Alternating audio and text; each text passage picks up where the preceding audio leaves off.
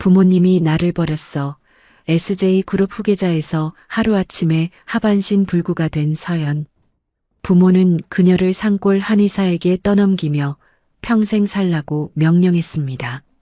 절망 속에서 자살을 시도하던 그녀 앞에 나타난 건 차가운 눈빛의 은둔 한의사였죠. 그가 내민 약초와 잔혹한 조건. 과연 서연은 다시 일어설 수 있을까요? 그리고 이 모든 비극 뒤에 숨겨진 진실은 무엇일까요? 오늘의 사연 시작합니다. 오늘도 함께 해주셔서 감사합니다. 구독과 좋아요를 눌러주시면 여러분에게 행운이 가득 찾아올 거예요. 오늘 하루도 행복하고 기쁜 일만 가득하시길 바랍니다. 이 사건은 SJ그룹 후계자 윤서연 씨의 불의의 교통사고로 텔레비전에서 나오는 앵커의 목소리가 병실을 가득 채웁니다. 서연은 하얀 시트에 덮인 자신의 다리를 내려다보며 입술을 꽉 깨물었습니다. 아무리 힘을 줘도 발가락 하나 움직이지 않는 무감각한 다리였습니다. 서연아. 병실 문이 열리며 윤 회장이 들어왔습니다. 그의 뒤로 새어머니 미숙이 검은 선글라스를 낀 채 따라왔습니다. 미숙은 고급 향수 냄새를 풍기며 서연의 침대 곁으로 다가왔습니다. 아버지. 서연이 상체를 일으키려 하자 윤 회장이 손을 내저었습니다. 괜히 무리하지 마라. 의사 선생님 말씀 들었다. 하반신이 완치 가능성이 희박하다는 말씀이시죠? 서연의 목소리에는 체념이 묻어 있었습니다. 미숙이 서연의 침대 옆으로 다가가며 눈물을 훔쳤습니다. 서연이 정말 안 됐어요. 이렇게 젊은 나이에. 그만해요, 어머니. 가짜 눈물 그만 흘리세요. 서연이 미숙을 쳐다보며 날카롭게 말했습니다. 그 순간 미숙의 입꼬리가 살짝 올라가는 것을 서연은 놓치지 않았습니다. 윤 회장이 창밖을 바라보며 긴 한숨을 내쉬었습니다. 서연아, 아버지가 좋은 곳을 알아봤다. 강원도 산골에 실력 좋은 한의사가 있어서. 한의사요? 그냥 요양원에 보내겠다고 하세요. 뭔 소리냐? 내 치료를 위해서. 치료가 아니라 격리죠. 불구가 된 딸이 그룹의 짐이 된다고 생각하시는 거죠. 윤 회장의 얼굴이 굳어졌습니다. 미숙이 재빨리 끼어들었습니다. 아버지께서 내 걱정을 해서. 걱정이라고요? 주가 걱정 아니면요? 서연이 차갑게 웃었습니다. 윤 회장이 서연에게 등을 돌렸습니다. 내가 그렇게 생각한다면 할 말 없다. 어쨌든 내일 그곳으로 떠난다. 싫다고 하면요? 내게 선택권은 없다. 윤 회장이 문을 향해 걸어가며 말했습니다. 그곳에서 새로운 삶을 시작해라. 이게 마지막이다. 문이 쾅 닫혔습니다. 서연은 주먹을 꽉 쥐었습니다. 손톱이 살을 파고들어도 아무것도 느낄 수 없었습니다. 다음 날 아침 검은 승용차가 강원도 산길을 달리고 있었습니다. 서연은 뒷좌석에서 휠체어와 함께 흔들렸습니다. 빗방울이 창문을 때리며 흘러내렸습니다. 여기서 내리세요. 운전기사가 차를 세우며 말했습니다. 서연의 눈앞에 낡은 한옥 한 채가 나타났습니다. 문패에는 천수당이라고 적혀 있었습니다. 기사가 서연을 휠체어에 태우고 짐을 옮기는 동안 한옥문이 열리며 한 남자가 나왔습니다. 키가 크고 어깨가 넓은 남자였습니다. 검은 머리는 뒤로 넘겨 묶었고 수염이 약간 자라 있었습니다. 흰 한복을 입고 있었지만 어딘가 거친 느낌이 들었습니다. 강우 선생님이십니까? 윤 회장이 우산을 받쳐들고 다가가며 말했습니다. 강우는 대답 대신 서연을 훑어봤습니다. 서연이 그의 시선을 받으며 턱을 치켜 올렸습니다. 윤서연입니다. 알고 있다. 강우의 목소리는 낮고 차가웠습니다. 마치 오랫동안 말을 하지 않은 사람처럼 거칠었습니다. 윤 회장이 주머니에서 두꺼운 봉투를 꺼냈습니다. 여기 약속한 돈이 있습니다. 그리고 윤 회장이 또 다른 봉투를 내밀었습니다. 이 서류에 서명해 주시면 됩니다. 강우가 서류를 받아들고 눈으로 훑었습니다. 혼인서약서, 결혼 후 평생 외부와의 접촉을 차단한다. 강우가 서류 내용을 읽으며 말했습니다. 그렇습니다. 제 딸을 부탁합니다. 윤 회장이 고개를 숙였습니다. 서연이 아버지를 쳐다보며 마지막으로 물었습니다. 정말 이게 마지막인가요? 다시는 만나지 않는 거예요? 윤 회장은 대답하지 않았습니다. 그저 고개만 돌렸을 뿐이었습니다. 강우가 펜을 꺼내 서류에 서명했습니다. 사인이 끝나자 윤 회장이 재빨리 서류를 챙겨 들었습니다. 들어가라. 강우가 서연의 휠체어를 밀며 말했습니다. 서연은 뒤돌아보지 않았습니다. 검은 승용차가 빗속으로 사라져도 고개를 돌리지 않았습니다. 한옥안은 생각보다 넓었습니다. 마루에는 각종 약초가 말려 있었고 코를 찌르는 쓴 냄새가 났습니다. 천장에는 시커먼 약초 덩어리들이 줄에 매달려 있었습니다. 내 방이다. 강우가 작은 방 문을 열어줬습니다. 방 안에는 낡은 침대와 작은 책상뿐이었습니다. 창문 밖으로는 깊은 산이 보였습니다. 화장실은 복도 끝에 있다. 식사는 하루 2번, 아침 6시, 저녁 6시. 강우가 돌아서려 하자 서연이 말했습니다. 언제까지 여기 있어야 하나요? 죽을 때까지. 강우의 대답은 단호했습니다. 서연이 웃었습니다. 재미있네요. 그럼 치료는 언제 시작하나요? 치료는 내가 원할 때만 한다. 강우가 문 쪽으로 걸어가며 말했습니다. 그게 무슨 말이에요? 말 그대로다. 강우가 문을 닫으려다 마지막으로 덧붙였습니다. 이곳에서는 내가 왕이다. 명심해라. 밤이 깊어졌습니다. 서연은 침대에 누워 천장을 바라봤습니다. 빗소리와 함께 산골 특유의 스산한 바람소리가 들렸습니다. 어디선가 올빼미 우는 소리도 들려왔습니다. 서연이 침대 옆 서랍을 열었습니다. 점심때 깨진 유리잔 조각이 들어 있었습니다. 서연이 조각을 집어들고 손목에 갖다 댔습니다. 이제 정말 끝이구나. 서연이 중얼거리며 유리 조각을 피부에 대려는 순간입니다. 쾅! 방문이 거칠게 열렸습니다. 강우가 들어서며 서연의 손을 움켜잡았습니다. 뭐 하는 거냐? 놓으세요. 서연이 저항했지만 강우의 힘이 더 셌습니다. 강우가 유리 조각을 빼앗아 창밖으로 던졌습니다. 죽고 싶으면 나중에 죽어라. 지금은 안 된다. 강우가 품에서 무언가를 꺼냈습니다. 시커멓고 말린 풀뿌리 같은 것이었습니다. 강한 약초 냄새가 코를 찔렀습니다. 이게 뭐예요? 칠정초다. 강우가 약초를 서연의 코앞에 들이밀었습니다.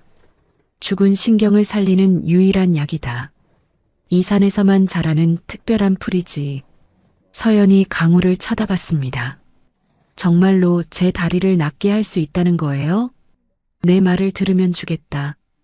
강우의 눈빛이 서늘했습니다. 내 말을 들으면요? 그렇다. 내가 내게 복종할 때만. 서연이 비웃었습니다. 복종이라니. 우스운 소리 하지 마세요. 전 그런 굴욕은 안 받아요. 강우가 말없이 서연의 다리를 만졌습니다.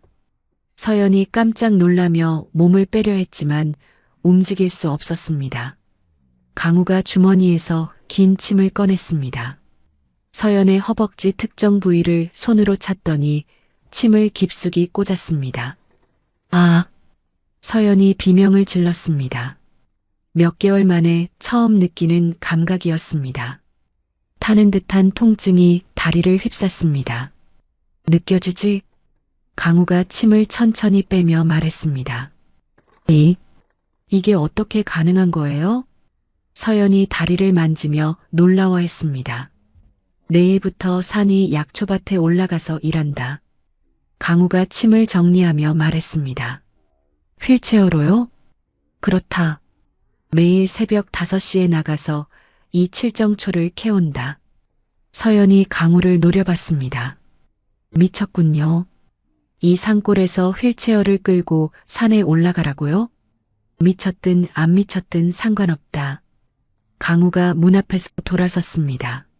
하기 싫으면 평생 그 침대에 누워서 썩어라. 선택은 내가 하는 거다. 문이 쾅 닫혔습니다.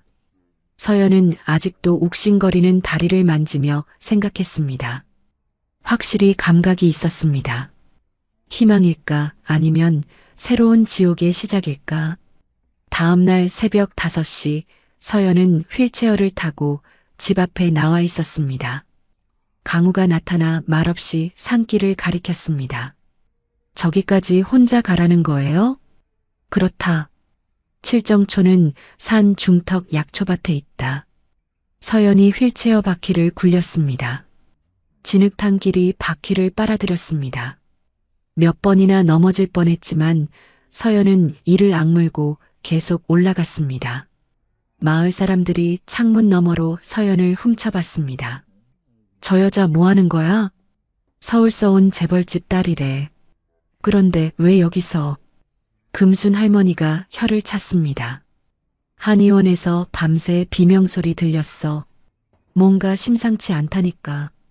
서연은 온몸이 흙투성이가 되어서도 계속 올라갔습니다. 손바닥이 터지고 피가 났습니다. 그래도 멈추지 않았습니다. 으악! 서연이 소리를 지르며 휠체어를 밀었습니다. 진흙이 온몸에 튀었고 머리카락도 엉망이 되었습니다. 2시간 만에 산 중턱에 도착했습니다. 작은 약초밭이 있었고 이슬이 맺힌 칠정초들이 자라고 있었습니다. 서연이 떨리는 손으로 칠정초를 한 움큼 뜯었습니다. 그 순간 기진맥진해진 몸이 휠체어에서 미끄러져 땅바닥에 쓰러졌습니다. 서연이 신음을 내며 정신을 잃어갔습니다. 강우가 나타나 쓰러진 서연을 안아들었습니다. 서연이 희미한 의식으로 중얼거렸습니다. 이런 미친놈. 강우가 서연을 방으로 데려가 침대에 눕혔습니다. 서연의 다리에 지니긴 칠정초를 조심스럽게 발랐습니다. 그때 서연의 다리 근육이 미세하게 떨렸습니다. 강우의 입꼬리가 살짝 올라갔습니다. 시작되었군. 강우가 창밖비를 바라보며 혼잣말했습니다. 서연의 비명소리가 산골을 가득 채웠습니다. 새벽 5시부터 시작된 지옥 같은 하루가 또 시작된 것입니다. 으악! 서연이 휠체어 바퀴를 돌리며 산길을 올랐습니다. 손가락 사이가 찢어져 피가 흘러도 멈추지 않았습니다. 진흙이 얼굴에 튀어도 상관없었습니다. 강우는 한의원 처마 아래에서 팔짱을 끼고 서연을 지켜봤습니다. 그의 표정에는 어떤 감정도 드러나지 않았습니다. 오늘로 열흘째구나. 강우가 혼잣말하며 고개를 끄덕였습니다. 서연이 약초밭에서 칠정초를 캐고 내려왔을 때쯤 강우가 약탕을 끓여놓고 기다렸습니다. 시커먼 물이 팔팔 끓고 있었고 코를 찌르는 쓴 냄새가 났습니다. 마셔라. 강우가 사발을 내밀었습니다. 서연이 약탕을 받아들고 코를 찡그렸습니다. 이게 정말 약이에요? 독약 아니고요? 마시기 싫으면 말하라. 강우가 사발을 빼앗으려 하자 서연이 재빨리 들이켰습니다. 쓴맛에 얼굴이 일그러졌지만 한 방울도 남기지 않았습니다. 훌륭하군. 강우가 빈 사발을 받으며 말했습니다. 그때 한의원 문이 요란하게 열렸습니다. 젊은 남자가 들어섰습니다. 비싼 정장을 입고 명품 시계를 찬 모습이 이곳과는 어울리지 않았습니다. 누나. 태호가 서연을 보며 소리쳤습니다. 태호야. 서연이 휠체어에서 몸을 일으키려 했습니다. 이게 뭐야, 이게. 누나가 여기서 뭘 하고 있는 거야. 태호가 서연의 모습을 보며 충격에 휩싸였습니다. 머리는 헝클어져 있고 옷은 흙투성이었습니다. 손에는 상처투성이었고 얼굴은 햇볕에 타서 거칠어져 있었습니다. 집에 가고 싶으면 이거에 서명해. 태호가 서류를 꺼내며 말했습니다. 뭔데? 상속권 포기 각서야. 이거 서명하면 서울로 데려가 줄게. 서연이 서류를 훑어봤습니다. SJ그룹의 모든 지분과 상속권을 영구히 포기한다고? 그래. 어차피 누나는 이미 끝난 거잖아. 다리도 못 쓰는데 뭘 더 바라는 거야.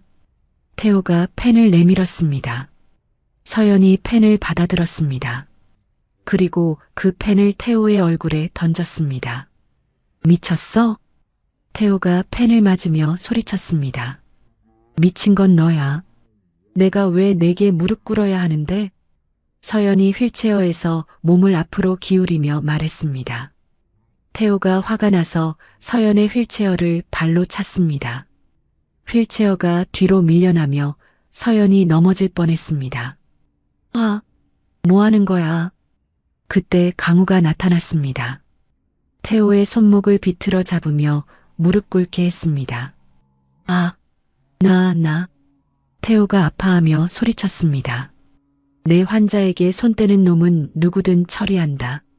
강우의 목소리가 얼음처럼 차가웠습니다. 당신이 뭔데? 나. 강우가 태호의 손목을 더 세게 비틀었습니다. 태호가 비명을 지르며 바닥에 엎드렸습니다. 다시는 여기 나타나지 마라. 강우가 태호를 밖으로 던져냈습니다. 태호가 엉덩방아를 찌우며 일어났습니다. 기억해둬. 너희 둘 다. 태호가 주머니에서 돈뭉치를 꺼내 바닥에 던졌습니다. 이거나 주워 먹어라. 태호가 차에 올라타며 소리쳤습니다. 서연이 바닥에 흩어진 돈을 보며 주먹을 쥐었습니다. 그리고 돈을 하나하나 집어 찢어버렸습니다. 왜 나를 도와줬어요? 서연이 강우를 쳐다보며 물었습니다. 도운 게 아니다. 실험체가 망가지면 곤란하니까. 강우가 차갑게 대답했습니다. 서연이 웃었습니다. 실험체라. 정말 매정하시네요. 사실이니까. 강우가 돌아서려다 말했습니다. 오후에 계곡으로 가자. 계곡요? 물 치료를 해야 한다. 오후 2시 강우가 서연의 휠체어를 밀고 계곡으로 향했습니다. 차가운 물소리가 산골 전체에 울렸습니다. 들어가라. 강우가 계곡물을 가리켰습니다. 여기요? 물이 얼음장같이 차가운데요. 그래야 신경이 깨어난다. 강우가 서연을 휠체어에서 들어올려 물속에 세웠습니다. 서연이 강우의 어깨를 붙잡고 간신히 서 있었습니다. 아, 차가운 물이 다리를 감쌌습니다. 서연의 다리 근육이 경련을 일으켰습니다. 아파요. 아픈 게 정상이다. 참아라. 강우가 서연을 꽉 잡고 있었습니다. 서연이 이를 악물고 버텼습니다. 물에 서 있는 시간이 늘어날수록 다리에서 느끼는 감각이 강해졌습니다. 제가 다시 걸을 수 있을까요? 서연이 떨리는 목소리로 물었습니다. 내가 포기하지 않으면. 강우가 서연을 바라보며 말했습니다. 서연이 강우의 눈을 똑바로 쳐다봤습니다. 그 순간 강우의 눈빛에서 따뜻한 무언가를 느꼈습니다. 절대 포기 안 할게요. 서연이 단단한 목소리로 말했습니다. 그럼 됐다. 그때 금순 할머니가 나타났습니다. 강 선생님, 금순 할머니가 헐떡이며 달려왔습니다. 무슨 일이세요? 강우가 서연을 물 밖으로 나오게 한 뒤 물었습니다. 저 선생님 정체를 아시나요? 금순 할머니가 주변을 둘러보며 작은 소리로 말했습니다. 무슨 뜻이세요? 강 선생님이 예전에 닥터 X라고 불리던 그 유명한 외과 의사 맞죠? 서연이 깜짝 놀라며 강우를 쳐다봤습니다. 닥터 X요? 서울대학병원에서 손꼽히는 신경외과 의사였어요. 그런데 어느 날 갑자기 사라져 버렸지요. 금순 할머니가 말을 이었습니다. 재벌집 부인 수술을 실패해서 의료진에서 쫓겨났다는 소문이 있었어요. 강우의 얼굴이 굳어졌습니다. 그만하세요. 강우가 서연을 휠체어에 태우며 말했습니다. 그 재벌집 부인이 혹시 금순 할머니가 서연을 힐끗 보며 말하려 했습니다. 돌아갑시다. 강우가 서연의 휠체어를 밀며 자리를 떠났습니다. 돌아가는 길 내내 서연은 말이 없었습니다. 강우도 마찬가지였습니다. 한의원에 도착해서야 서연이 입을 열었습니다. 제 어머니였나요? 뭘 말하는 거냐? 선생님이 수술했다던 재벌집 부인. 제 어머니였죠? 강우가 뒤돌아보지 않고 말했습니다. 상관없는 일이다. 상관없어요? 제 어머니 수술을 선생님이 했다고요. 서연이 목소리를 높였습니다. 강우가 돌아섰습니다. 그의 눈빛이 차가웠습니다. 내 어머니는 내가 구하지 못했다. 그게 사실이다. 왜요? 왜 구하지 못하셨어요? 강우가 대답하지 않았습니다. 대답해 주세요. 방해가 있었다. 강우가 짧게 말했습니다. 방해요? 수술실에 들어오면 안 되는 사람이 들어왔다. 그래서 강우가 말을 멈췄습니다. 서연이 무언가를 눈치챘습니다. 혹시 그게 이제 그만하자.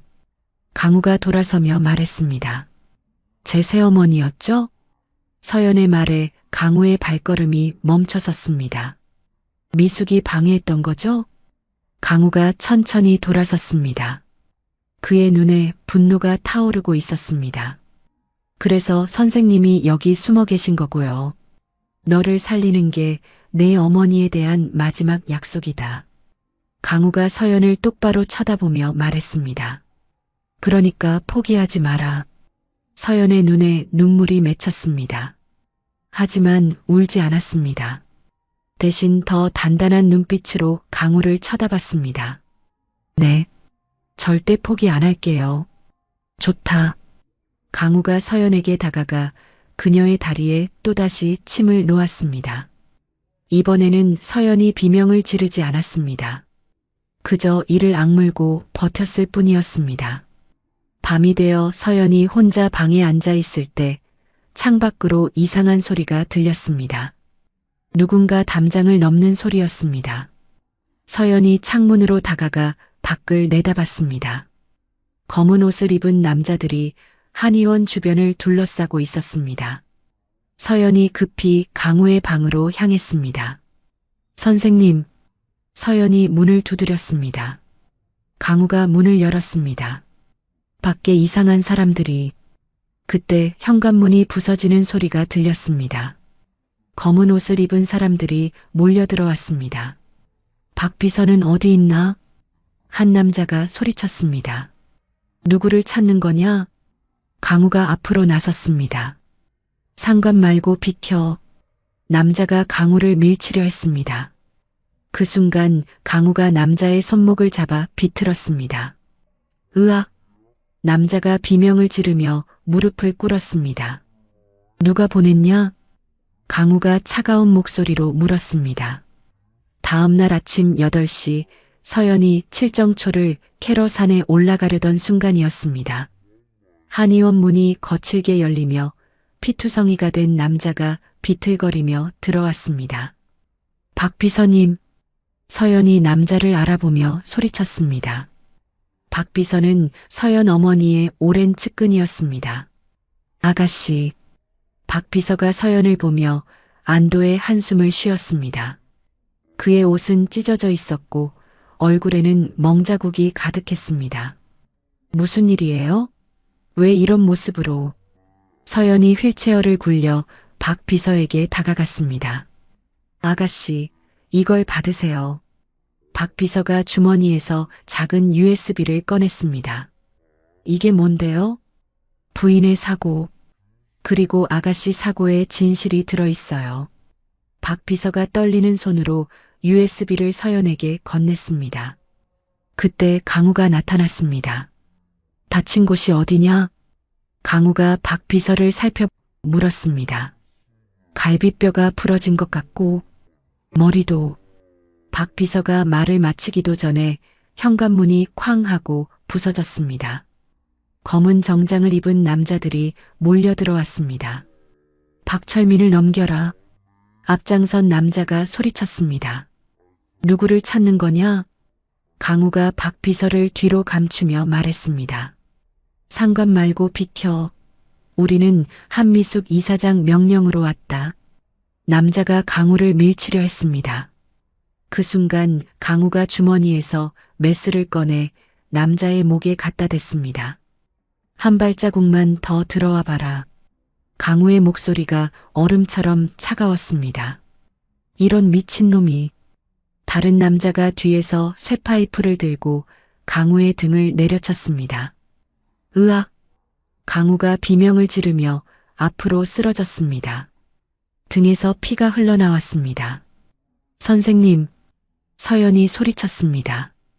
강우가 피를 흘리면서도 일어나 박 비서를 감쌌습니다. 서연, 방으로 가. 강우가 소리쳤습니다. 남자들이 몰려들어 강우를 둘러쌌습니다. 강우는 메스와 긴 침으로 그들의 급소를 찔러가며 버텼습니다. 서연이 휠체어를 굴려 박 비서를 방으로 피신시켰습니다. 아가씨, USB는 반드시 지키세요. 그 안에 모든 진실이. 박 비서가 말하려던 순간 방문이 부서지며 남자가 들어왔습니다. 찾았다. 남자가 박 비서를 끌어내려 했습니다. 서연이 남자의 다리를 휠체어로 받았습니다. 으악! 남자가 넘어지며 소리쳤습니다. 서연이 재빨리 USB를 치마 속에 숨겼습니다. 강우가 피투성이가 된 채 방으로 들어왔습니다. 그의 등에는 깊은 상처가 있었고 피가 계속 흘렀습니다. 박 비서는 내가 데려간다. 강우가 박 비서를 부축하며 말했습니다. 안 돼요. 선생님이 더 다쳐요. 서연이 강우를 말렸습니다. 강우가 서연을 돌아봤습니다. 그의 눈빛에 절망이 스며 있었습니다. 미안하다. 널 지키지 못해서. 뭔 소리예요? 그때 서연이 강우의 등에 새겨진 무언가를 발견했습니다. 찢어진 옷 사이로 작은 문장이 보였습니다. 이게 뭐예요? 서연이 문장을 가리켰습니다. 별거 아니다. 강우가 옷으로 가리려 했지만 서연이 그의 손을 잡았습니다. 이건 어머니가 만든 장학재단 마크예요. 서연의 목소리가 떨렸습니다. 선생님이 어머니 장학재단 수혜자였던 거예요? 강우가 고개를 돌렸습니다. 대답해 주세요. 그렇다. 강우가 짧게 말했습니다. 그럼 어머니를 구하지 못한 게 내 어머니가 날 의대에 보내줬다. 그런데 난 그분을 구하지 못했다. 강우의 목소리에 고통이 묻어 있었습니다. 그래서 여기 숨어 계신 거구나. 서연이 모든 것을 이해했습니다. 미숙이 수술실에 들어와서 방해했죠? 그래도 변명이 될 순 없다. 강우가 자신을 자책하며 말했습니다. 서연이 USB를 꺼냈습니다. 이제 복수할 때가 온 것 같아요. 뭐? 미숙이 어머니를 죽이고 저까지 죽이려 했다는 증거가 여기 있어요. 서연이 USB를 흔들었습니다. 그때 밖에서 엔진 소리가 들렸습니다. 덤프트럭이 한의원을 향해 돌진해 오고 있었습니다. 피해. 강우가 소리치며 서연을 안아들었습니다. 쾅! 트럭이 한의원 벽을 들이받았습니다. 벽돌과 기둥이 무너져 내렸습니다. 강우가 서연을 품에 안은 채 바깥으로 뛰어나갔습니다. 하지만 트럭이 방향을 바꿔 다시 그들을 향해 돌진했습니다. 위험해. 강우가 서연을 밀어내고 자신이 트럭 앞으로 뛰어들었습니다. 쿵! 강우가 트럭의 정면으로 부딪혀 벼랑 아래로 굴러 떨어졌습니다. 선생님, 서연이 절규하며 벼랑을 향해 기어갔습니다. 진흙바닥에 강우가 쓰러져 있었습니다. 의식을 잃은 채 피를 흘리고 있었습니다. 선생님, 깨어나세요. 서연이 울부짖으며 강우의 이름을 불렀습니다. 그 순간 서연의 다리에서 뜨거운 무언가가 솟아올랐습니다. 분노와 절망이 뒤섞인 감정이 마비된 신경을 깨웠습니다. 서연이 떨리는 다리로 천천히 일어났습니다. 다리가 후들거렸지만 서연은 포기하지 않았습니다. 벼랑 위에서 내려다보는 트럭 운전사를 노려봤습니다. 운전사가 차에서 내려 서연을 확인하려 했습니다. 아직 안 죽었나? 운전사가 다가오는 순간 서연이 바닥에 떨어진 나무 기둥을 집어들었습니다. 이 개새끼! 서연이 있는 힘을 다해 기둥을 운전사의 머리에 내리쳤습니다. 쿵! 운전사가 바닥에 쓰러졌습니다. 서연이 비틀거리며 강우에게로 내려갔습니다. 다리가 아팠지만 참았습니다. 선생님, 죽으면 안 돼요. 서연이 강우의 손을 잡으며 눈물을 흘렸습니다. 제가 반드시 복수해 드릴게요. 어머니와 선생님을 위해서. 강우가 희미하게 눈을 떴습니다. 서연아. 네, 여기 있어요. 이걸 가져가. 강우가 주머니에서 작은 봉지를 꺼냈습니다. 칠정초 씨앗이 들어있었습니다. 재활을 멈추지 마라. 강우가 힘없이 말했습니다. 선생님. 서연이 강우를 흔들었지만 그는 의식을 잃었습니다. 멀리서 구급차 사이렌이 들려왔습니다. 마을 사람들이 소리를 듣고 몰려왔던 것입니다. 금순 할머니가 뛰어와 강우의 상처를 살펴봤습니다. 빨리 병원으로. 구급대원들이 강우를 들것에 옮겼습니다. 서연이 구급차가 떠나는 것을 지팡이도 없이 서서 지켜봤습니다. 다리가 아팠지만 절대 다시 휠체어에 앉지 않겠다고 다짐했습니다. 빗물과 피가 섞인 마당에서 서연의 눈빛이 변했습니다. 상처받은 여자가 아닌 모든 것을 파괴할 준비가 된 복수기의 그것이었습니다. 미숙, 이제 내 차례야. 서연이 혼잣말하며 주먹을 쥐었습니다. 챕터 4절망 속에서 만난 천군만마. 강우는 척추 손상과 오른팔 마비 진단을 받았습니다. 의사들은 다시 수술을 할 수 없을 것이라고 말했습니다. 서연은 매일 병원을 찾아가 혼수 상태인 강우를 지켜봤습니다. 선생님, 깨어나세요. 서연이 강우의 손을 잡고 말했습니다. 하지만 강우는 꿈쩍도 하지 않았습니다. 일주일이 지났습니다. 서연은 홀로 천수당에서 강우가 남긴 약초들을 다려 마셨습니다. 매일 산에 올라가 칠정초를 캐는 일도 계속했습니다. 아가씨. 어느 날 아침 낡은 승복을 입은 늙은 스님이 천수당을 찾아왔습니다. 누구세요? 서연이 문을 열며 물었습니다. 무의라고 합니다. 강우의 스승이지요. 무의 대사가 고개를 숙이며 말했습니다. 스승님이시라고요? 그렇습니다. 강우가 위험하다는 소식을 듣고 왔습니다. 무의 대사가 서연을 살펴봤습니다. 아, 그 아이가 치료하던 환자구나. 네. 그런데 선생님이 의식을 잃으셔서.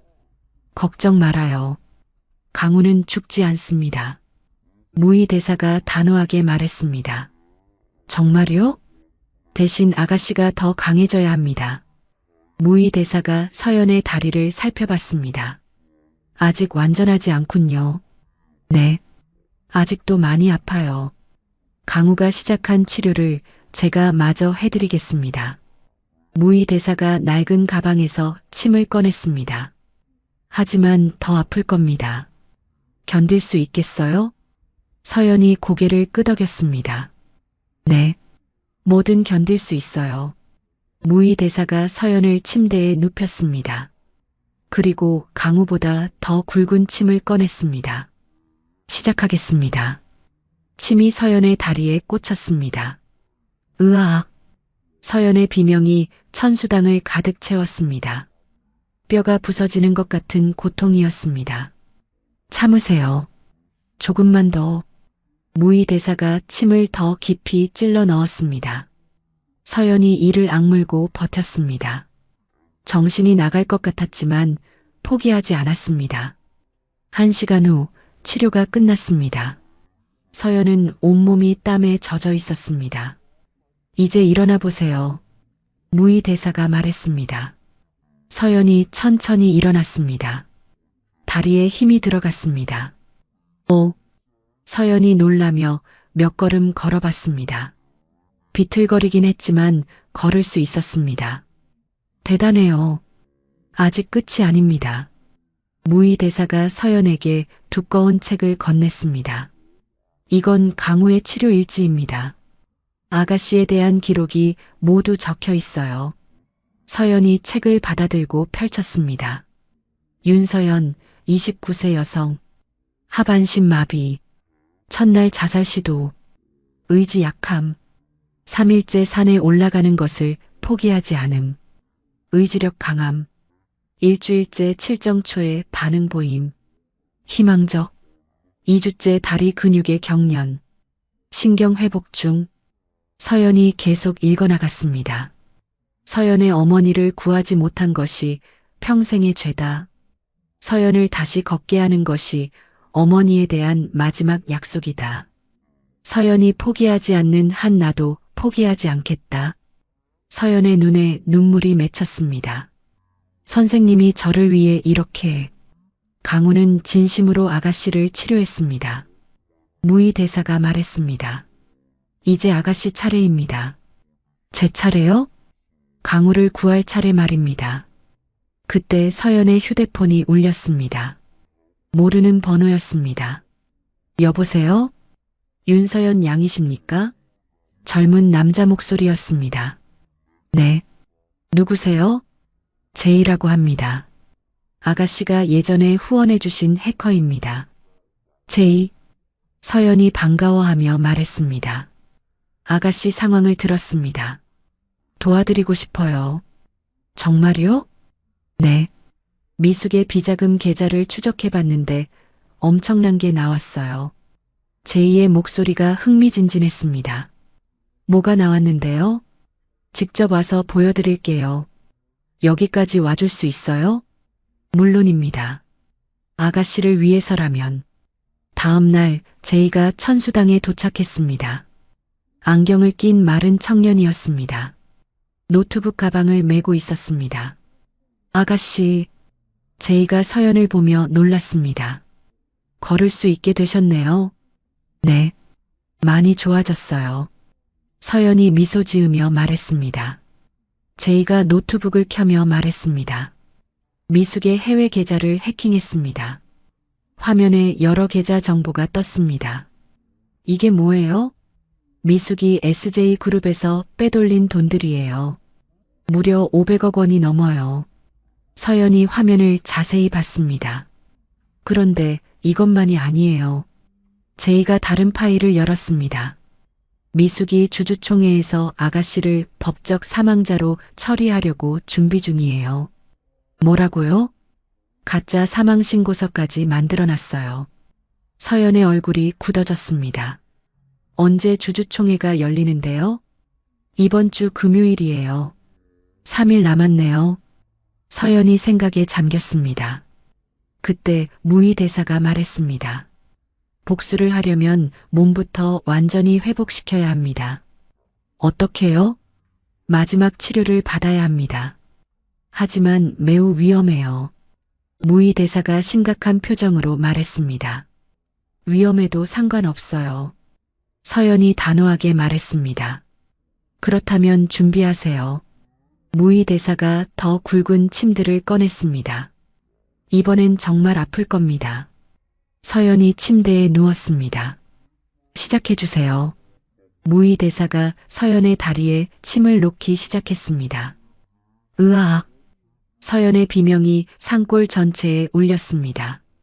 제이가 깜짝 놀라며 밖으로 나갔습니다. 3시간이 지났습니다. 서연은 기진맥진한 상태였습니다. 이제 일어나 보세요. 무의 대사가 말했습니다. 서연이 일어났습니다. 다리에 완전히 힘이 들어갔습니다. 뛰어보세요. 서연이 방 안에서 뛰어봤습니다.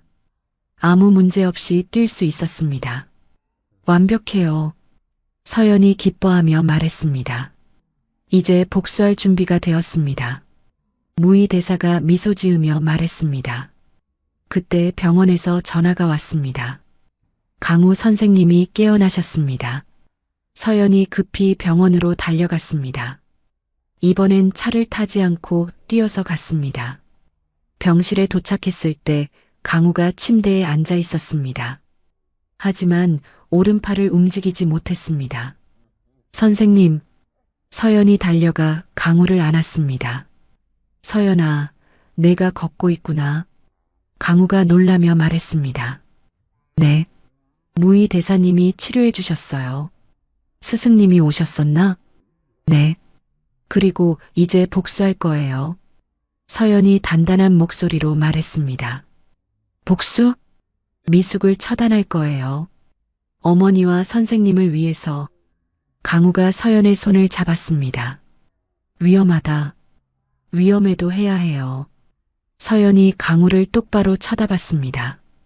선생님이 저를 걸게 해주셨으니 이제 제가 선생님의 칼이 되어드릴게요. 강우가 서연의 얼굴을 바라봤습니다. 그녀의 눈에서 강한 의지를 느꼈습니다. 좋다. 함께하자. 강우가 미소 지으며 말했습니다. 정말요? 그래. 우리 함께 끝까지 가보자. 서연과 강우가 손을 꽉 잡았습니다. 복수의 시작이었습니다. 챕터 5 여왕의 귀환과 단죄의 시작. 주주총회 당일 오전 SJ그룹 본사 회의실은 긴장감으로 가득했습니다. 미숙은 검은 정장을 입고 눈물을 훔치며 단상에 올라섰습니다. 그녀의 손에는 서연의 가짜 사망신고서가 들려 있었습니다.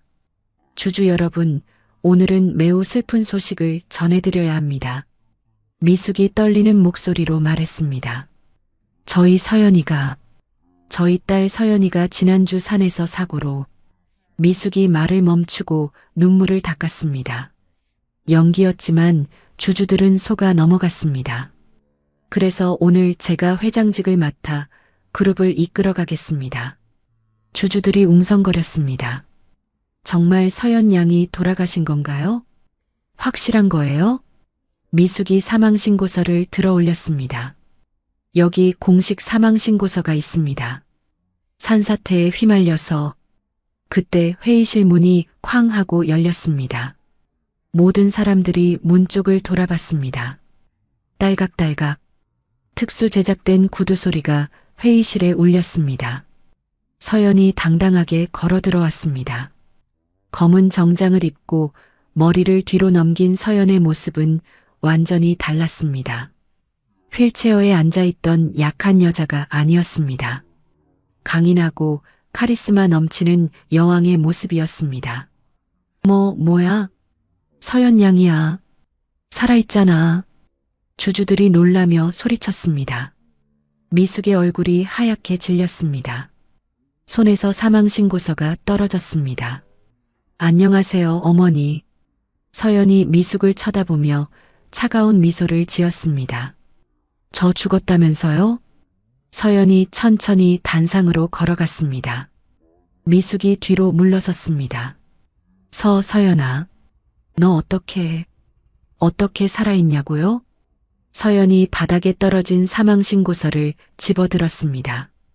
이걸로 저를 죽이려고 했는데 실패하셨네요. 서연이 사망신고서를 미숙의 얼굴에 던졌습니다. 짝! 으악! 미숙이 비명을 지르며 뒤로 넘어졌습니다.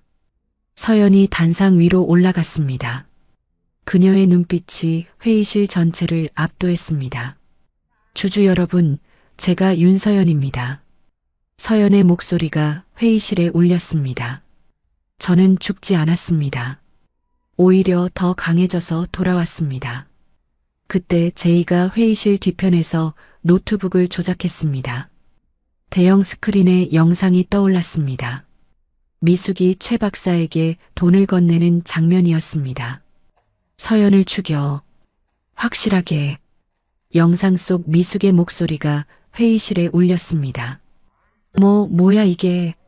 한미숙이 서연 양을 죽이려고 했다는 거야? 주주들이 충격에 휩싸였습니다. 이건 조작된 거야. 미숙이 소리쳤습니다. 조작이라고요? 서연이 USB를 꺼내며 말했습니다. 그럼 이것도 조작인가요? 제이가 또 다른 영상을 띄웠습니다.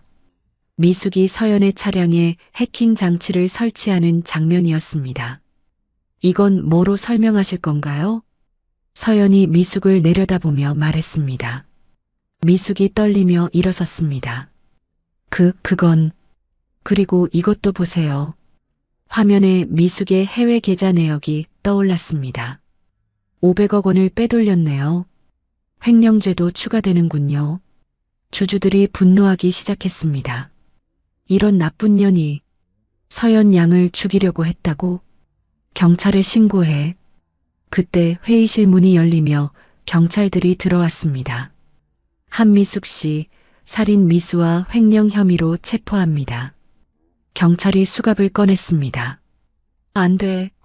이건 조작이라고. 미숙이 발악했습니다. 전현이 다 꾸민 거야. 전현이.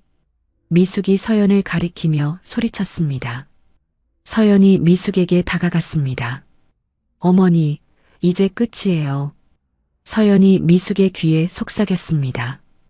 당신이 제 어머니와 저에게 한 짓들, 이제 다 갚을 시간이에요. 미숙이 서연을 노려봤습니다. 너 이런 년, 내가 키워준 은혜를 이렇게 갚냐? 키워준 은혜라고요? 서연이 웃었습니다. 저를 죽이려고 한 게 은혜인가요? 경찰이 미숙을 끌고 나갔습니다. 나라고. 서연아, 이런 일 해놓고 잘 될 줄 알아. 미숙의 외침이 멀어져 갔습니다. 회의실이 조용해졌습니다. 주주들이 서연을 바라봤습니다. 서연 양, 이제 어떻게 하실 건가요? 한 주주가 물었습니다. 저는 SJ그룹의 정당한 상속자입니다. 서연이 당당하게 말했습니다. 미숙의 모든 잘못을 바로잡겠습니다. 주주들이 박수를 쳤습니다. 윤서연 신임 회장님, 찬성합니다. 만장일치였습니다. 서연이 정식으로 SJ그룹 회장이 되었습니다. 회의가 끝난 후 서연은 혼자 회장실에 앉아 있었습니다. 창밖으로 서울의 야경이 보였습니다. 문이 노크되었습니다. 들어오세요. 강우가 들어왔습니다. 그의 오른팔은 아직 움직이지 않았습니다. 축하한다. 강우가 서연에게 다가가며 말했습니다. 고마워요. 서연이 일어나 강우를 안았습니다. 이제 정말 끝났어요? 아니다. 강우가 고개를 저었습니다. 이제 시작이야. 시작이라니요? 미숙의 잔당들이 아직 남아있다. 그리고 강우가 말을 멈췄습니다. 뭐가 더 있어요? 내 아버지가 찾아올 거다. 서연의 표정이 굳어졌습니다. 아버지요? 그래. 딸이 회장이 된 걸 모를 리 없어. 과연 다음 날 윤 회장이 회장실을 찾아왔습니다. 그는 초라한 모습이었습니다. 서연아. 윤 회장이 서연 앞에 무릎을 꿇었습니다. 아버지를 용서해다오. 서연이 아버지를 내려다봤습니다. 그녀의 눈에는 동정이 없었습니다. 용서요? 아버지가 잘못했다.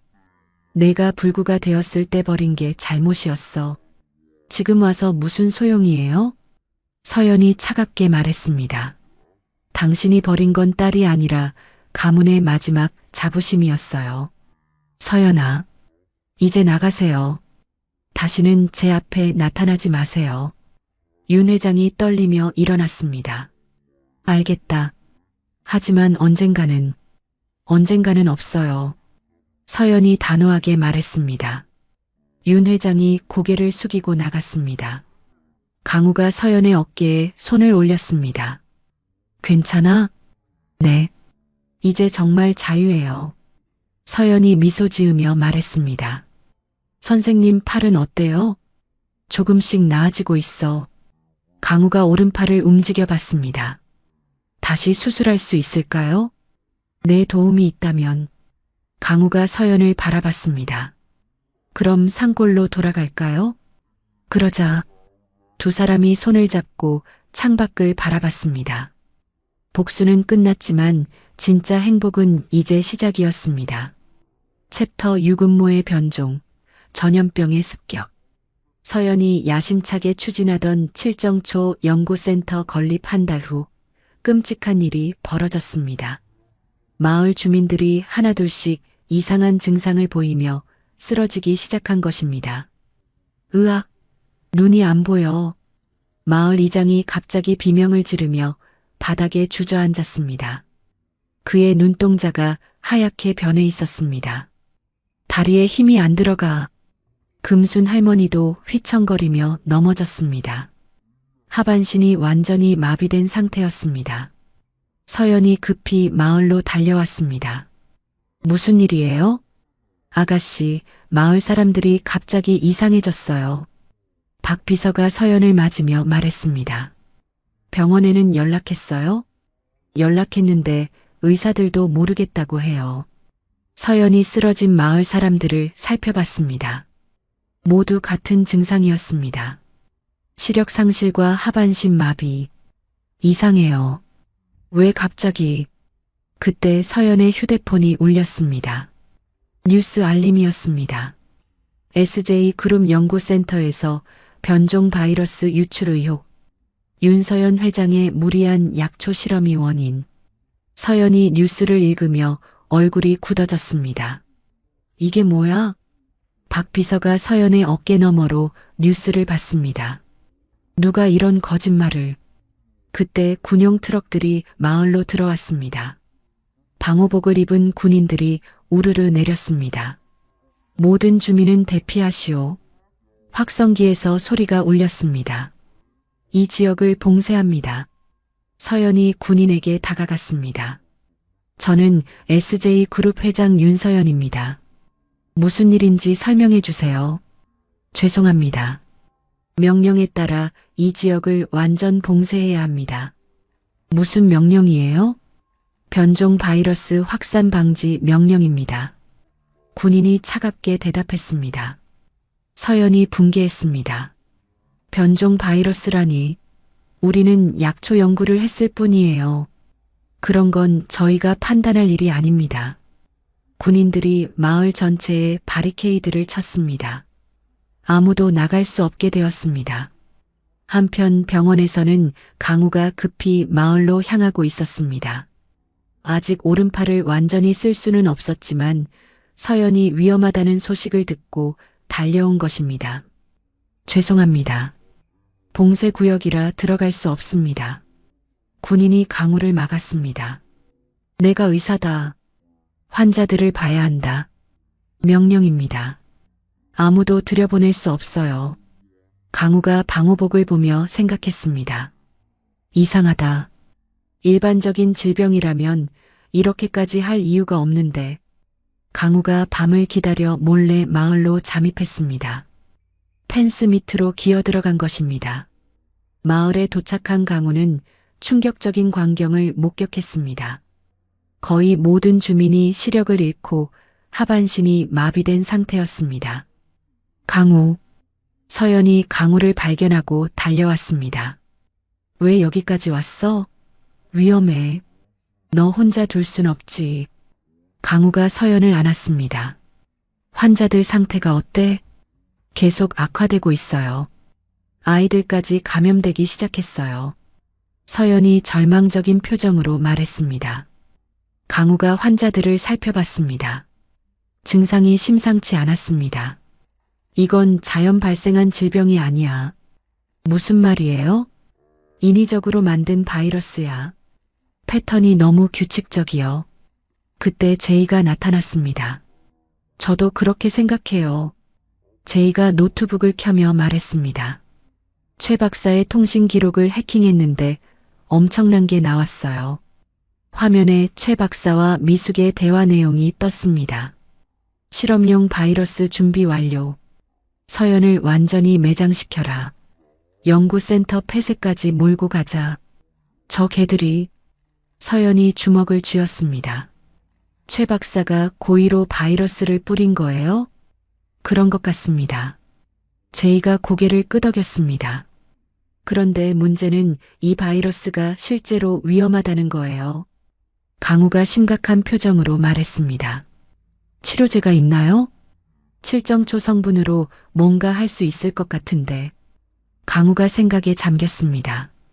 그때 멀리서 폭발음이 들렸습니다.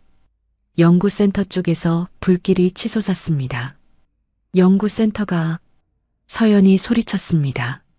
최 박사가 증거를 없애려는 거야. 강우가 연구센터를 바라보며 말했습니다. 가야 해요. 연구 자료를 구해야 해요.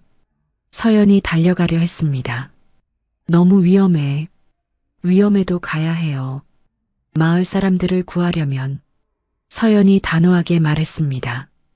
강우가 서연의 손을 잡았습니다. 그럼 함께 가자. 팔이 아직 안 나았잖아요. 한 팔로도 충분해. 두 사람이 불타는 연구센터로 달려갔습니다. 건물 안은 연기로 가득했습니다. 최 박사가 서류들을 태우며 도망가려 하고 있었습니다.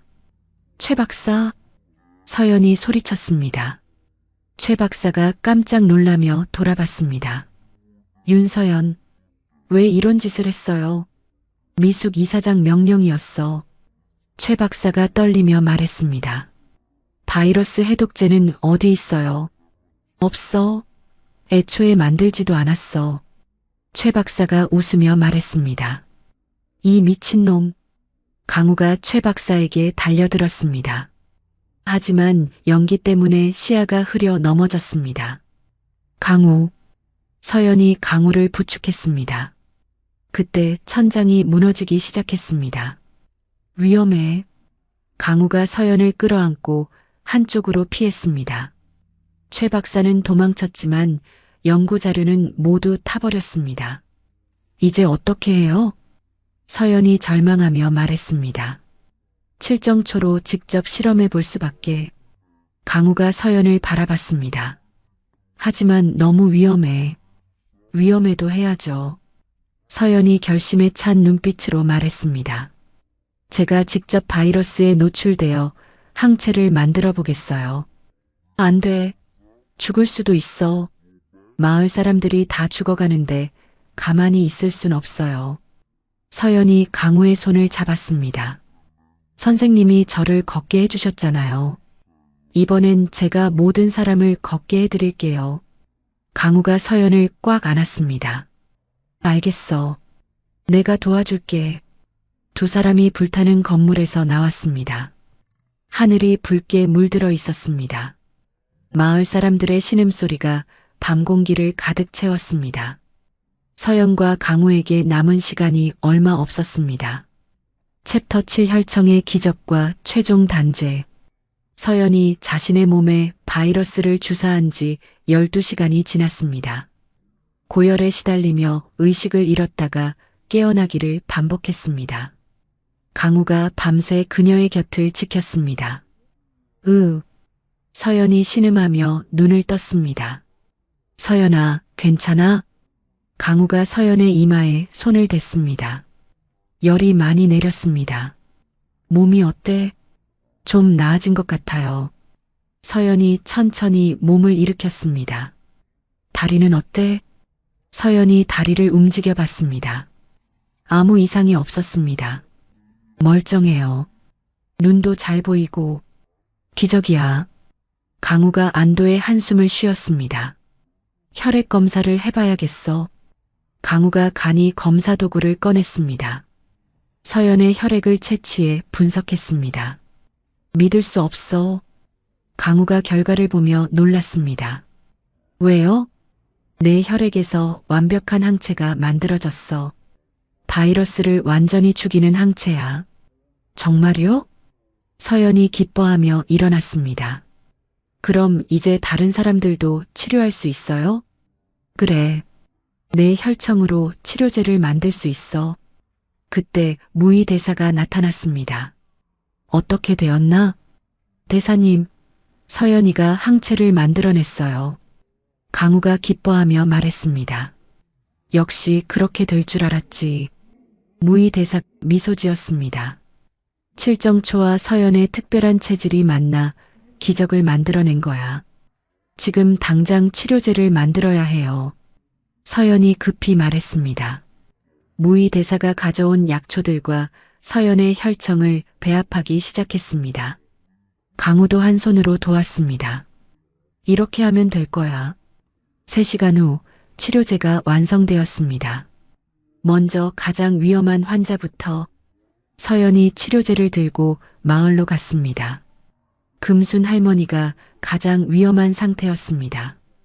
의식도 거의 잃은 채였습니다. 할머니, 이거 드세요. 서연이 치료제를 금순 할머니 입에 넣어줬습니다. 30분 후 금순 할머니가 눈을 떴습니다. 보인다. 금순 할머니가 소리쳤습니다. 다리도 움직여요. 정말로 다리에 힘이 들어갔습니다. 할머니, 서연이 금순 할머니를 안았습니다. 다른 마을 사람들도 차례로 치료를 받았습니다. 모든 사람이 48시간 안에 완전히 회복되었습니다. 이건 기적이야. 마을 이장이 감격하며 말했습니다. 서연 아가씨가 우리를 살려줬어. 마을 사람들이 서연에게 감사 인사를 했습니다. 그런데 치료가 끝나갈 무렵 제이가 급히 달려왔습니다. 큰일 났어요. 왜 그래? 최 박사를 붙잡았어요. 제이가 노트북을 켰습니다. 경찰이 도주하던 최 박사를 체포했는데 자백을 했어요. 화면에 최 박사의 조서가 떴습니다. 미숙이 감옥에서 지시했다는 거예요. 감옥에서요? 서연이 놀랐습니다. 네.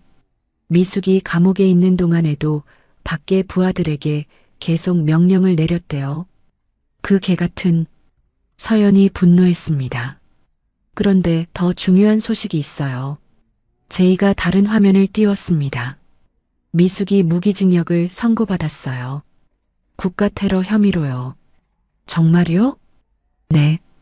이번 바이러스 살포 사건으로 완전히 끝장났어요.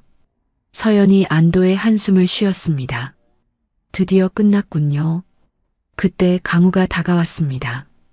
서연아, 좋은 소식이 있어. 뭐예요? 내 혈청 치료제 특허를 전 세계에 무상 공개하기로 했다고? 네. 돈보다 생명이 소중하잖아요. 서연이 당연하다는 듯이 말했습니다. 그래서 세계보건기구에서 표창을 주기로 했대. 표창이요? 인류공헌상이야. 내가 만든 치료제로 전 세계 난치병 환자들을 구할 수 있게 됐거든. 서연이 감격했습니다. 정말 꿈 같아요. 그리고 또 하나. 강우가 서연의 손을 잡았습니다. SJ그룹 이사진들이 사과 성명을 발표했어. 사과요? 내 해임안을 낸 것에 대해서 말이야. 그리고 전원 사퇴했어. 이제 정말로 내가 원하는 대로 그룹을 운영할 수 있겠네요. 서연이 기뻐했습니다. 며칠 후 병원에서 강우의 재검사 결과가 나왔습니다. 축하드립니다. 오른팔 기능이 90% 이상 회복되었네요. 의사가 말했습니다. 정말요? 강우가 놀라며 오른손을 움직여 봤습니다. 거의 예전과 다름없었습니다. 수술도 다시 할 수 있을 것 같습니다. 고마워. 강우가 서연을 바라봤습니다. 내 덕분이야. 아니에요. 선생님이 저를 먼저 구해주셨잖아요. 두 사람이 병원을 나와 천수당으로 돌아갔습니다. 마을 사람들이 반갑게 맞아줬습니다. 강우 선생님, 팔이 나았다면서요? 서연 아가씨, 연구센터는 언제 다시 짓나요? 사람들이 몰려와 질문했습니다. 곧 더 크게 지을 거예요. 서연이 웃으며 대답했습니다. 세계 최대 규모로 말이에요. 며칠 후 윤 회장이 천수당을 찾아왔습니다. 이번에는 무릎을 꿇고 왔습니다. 서연아, 아버지를 용서해다오. 아버지. 서연이 아버지를 내려다봤습니다. 내가 이렇게 훌륭하게 된 걸 보니 아버지가 얼마나 잘못했는지 알겠다. 윤 회장이 눈물을 흘렸습니다. 그래서 이걸 가져왔다. 윤 회장이 서류를 꺼냈습니다. 뭐예요? 내 개인 재산 전부를 자선단체에 기부하는 서류다. 서연이 놀랐습니다. 왜요? 속죄하고 싶어서. 그리고 내가 하는 일에 조금이라도 도움이 되고 싶어서.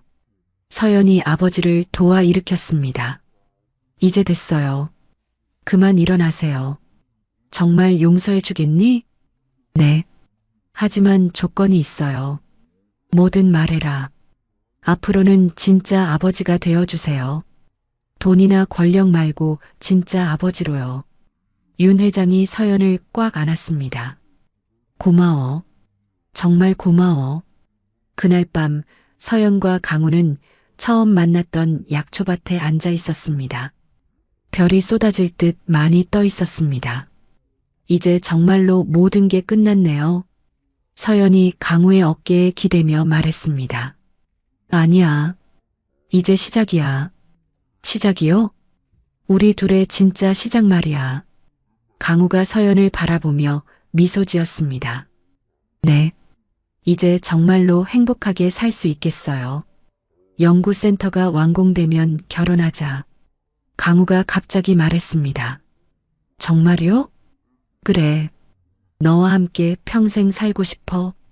서연이 강우에게 키스했습니다. 네. 좋아요. 두 사람이 손을 잡고 별을 올려다봤습니다. 진정한 행복이 시작되는 순간이었습니다. 챕터 8숲의 여왕과 영원한 약속.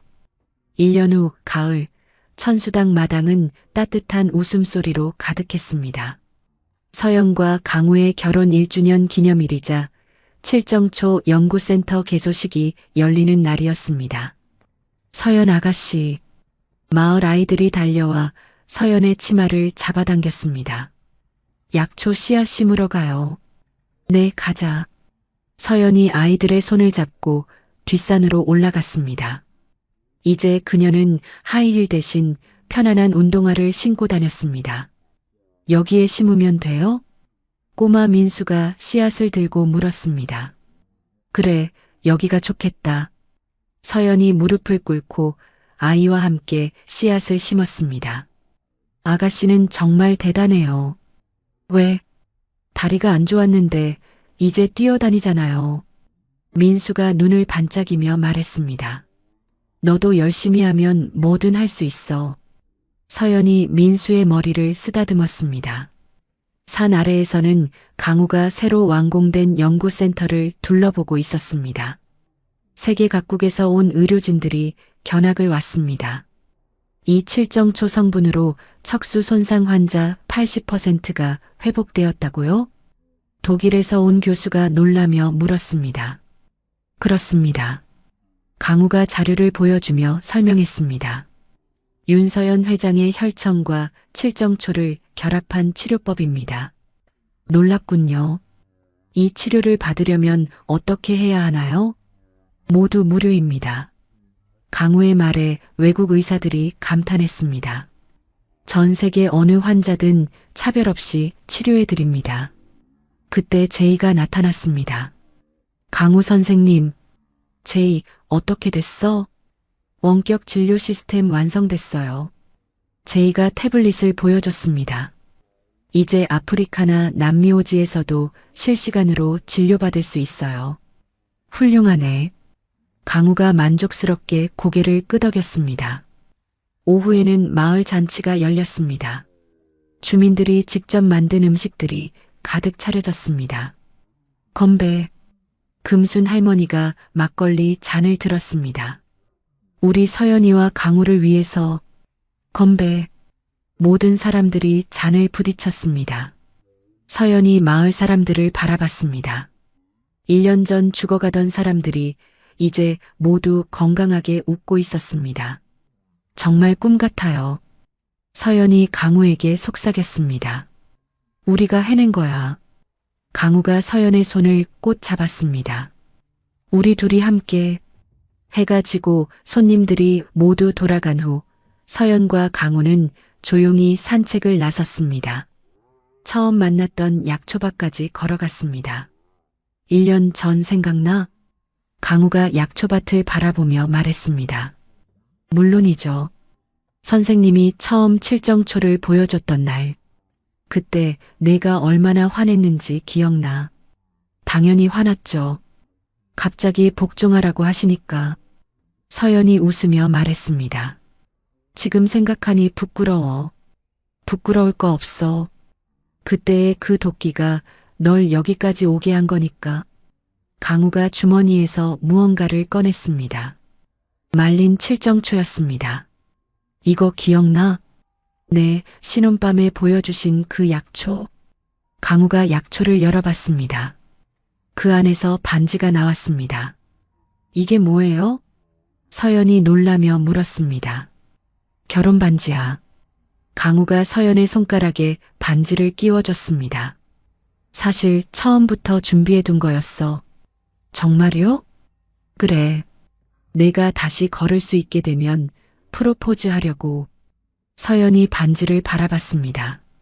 화려한 다이아몬드가 아니라 소박한 은반지였습니다. 이게 다이아몬드보다 1000배는 더 값진 것 같아요. 서연이 강우의 어깨에 기댔습니다. 약초 냄새가 나거든요. 이상한 취향이군. 네, 이상한 취향이에요.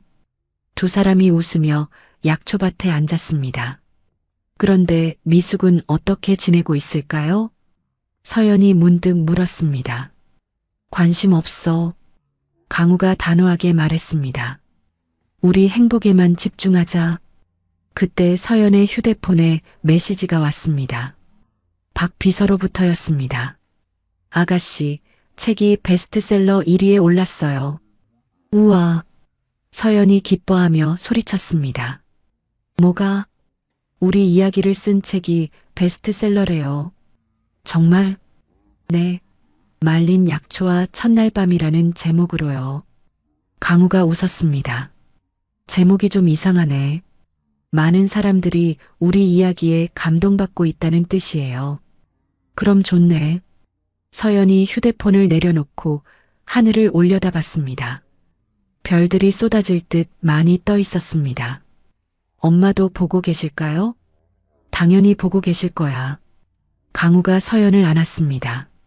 내가 이렇게 행복한 모습을 보면서 기뻐하고 계실 거야. 그럼 좋겠어요. 서연이 강우의 품에서 편안해했습니다. 우리 아이도 낳을까요? 갑자기? 네. 이 아름다운 곳에서 아이를 키우고 싶어요. 강우가 서연을 바라봤습니다. 좋은 생각이야. 정말요? 그래. 우리 아이가 이 산에서 뛰어노는 모습을 상상하니까 행복하네.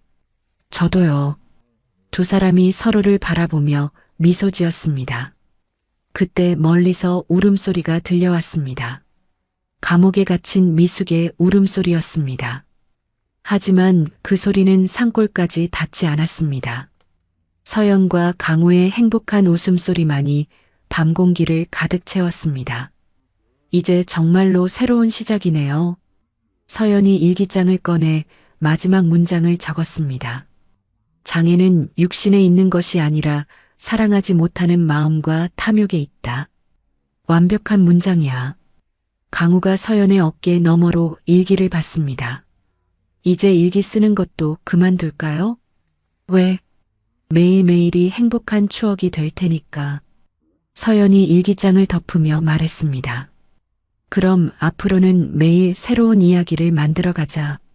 네. 두 사람이 손을 잡고 일어났습니다. 천수당을 향해 천천히 걸어갔습니다. 마을에는 따뜻한 불빛들이 켜져 있었습니다. 평화롭고 행복한 밤이었습니다. 서연과 강우의 발자국이 흘길에 나란히 찍혔습니다. 같은 방향을 향해 걸어가는 두 사람의 발자국이었습니다. 카메라가 서서히 뒤로 물러나며 아름다운 강원도 산골의 전경을 비췄습니다. 별이 가득한 하늘 아래 작은 불빛들이 따뜻하게 빛나고 있었습니다. 그리고 그 불빛 속에서 진정한 사랑을 찾은 두 사람이 영원히 행복하게 살아갔습니다. 서연과 강우의 이야기가 이렇게 막을 내립니다. 휠체어에 묶여 절망에 빠졌던 재벌가 딸이 산골 한의사의 혹독한 치료와 따뜻한 사랑을 통해 다시 일어서는 과정은 우리에게 많은 것을 생각하게 합니다. 진정한 장애는 몸에 있는 것이 아니라 마음에 있다는 것, 사랑과 의지가 있다면 어떤 시련도 극복할 수 있다는 것, 그리고 복수보다 더 강한 힘은 용서와 상생이라는 것을 보여주었습니다. 미숙의 탐욕과 배신, 아버지의 냉정한 버림, 그 모든 상처를 딛고 일어선 서연의 모습에서 우리는 희망을 봅니다. 강우와 함께 만든 치유의 공간에서 전 세계 환자들에게 희망을 나누는 그들의 모습은 진정한 승리가 무엇인지 알려줍니다. 칠정초 향기 가득한 산골에서 평범하지만 소중한 일상을 만들어가는 두 사람의 앞날에 축복이 가득하기를 바라며 이야기를 마칩니다. 이야기를 끝까지 들어주신 분이 계시다면 잘 들었다고 댓글 하나만 남겨주세요. 감사합니다.